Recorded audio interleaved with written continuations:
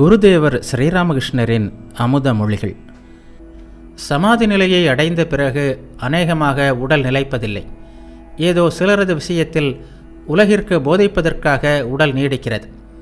உதாரணமாக நாரதர் போன்றோர் மற்றும் சைத்தன்யரை போன்ற அவதார புருஷர்கள். கிணறு வெட்டிய பிறகு சிலர் மண்வெட்டி, கூடை முதலியவற்றை எரிந்து விடுகிறார்கள். சிலர் அவை வேறு யாருக்காவது உபயோகப்படும் என்று பத்திரப்படுத்தி வைக்கிறார்கள். அதுபோல் இத்தகைய மகாபுருஷர்களும் மக்களின் துயரத்தில் துடிக்கிறார்கள்.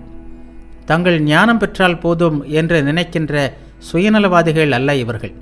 சுயநலவாதிகளின் விஷயம் உங்களுக்கு தெரிந்ததுதானே. இங்கே ஒன்றுக்கு பொங்கல் என்றால் போக மாட்டார்கள். அதனால் உங்களுக்கு ஏதாவது நன்மை வந்துவிடும் பாருங்கள். ஒரு பைசாவுக்கு இனிப்பு வாங்கி வர சொன்னால் கொஞ்சம் நக்கி பார்த்துவிட்டு தான் கொண்டு வருவார்கள். ஞானிகளிலும் ஆற்றல் வேறுபாடு உண்டு.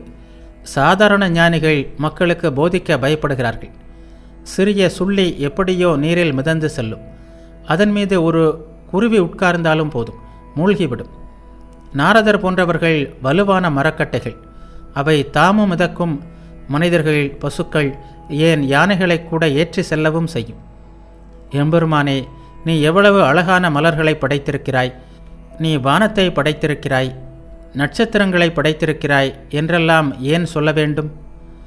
ஆற்றல்களில் விருப்பம் உடையவன்தான் இறைவனின் ஆற்றல்களை வர்ணித்து கொண்டிருப்பான்.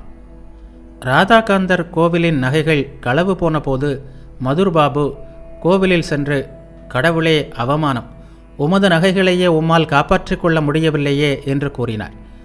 அவரிடம் நான், என்ன அற்ப புத்தி உங்களுக்கு?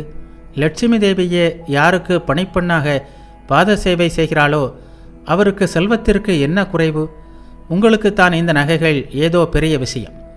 அவருக்கு இவை வெறும் மண்ணாங்கட்டிகள். சீச்சி, இவ்வளவு அற்பமாக பேசுவது உச்சிதமல்ல.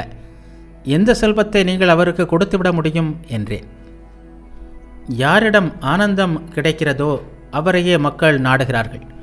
அவருடைய வீடு எங்கே இருக்கிறது, எத்தனை வீடுகள், எத்தனை தோட்டங்கள், எவ்வளவு பணம், எத்தனை வேலைக்காரர்கள் போன்ற விவரங்களால் எல்லாம் என்ன பயன்? நரேந்திரரை பார்க்கும்போது நான் எல்லாவற்றையும் மறந்து விடுகிறேன். அவனது வீடு எங்கே உள்ளது, அவனது தந்தை என்ன செய்கிறார், அவனுக்கு எத்தனை சகோதரர்கள், இவற்றை மறந்து போய் கூட நான் அவனிடம் கேட்பதில்லை. இறைவனின் இன்பரசத்தில் மூழ்கிவிடு. அவரது படைப்பு எல்லையற்றது, அவரது மகிமை வரம்பற்றது போன்ற விவரங்களால் நமக்கு என்ன பயன்?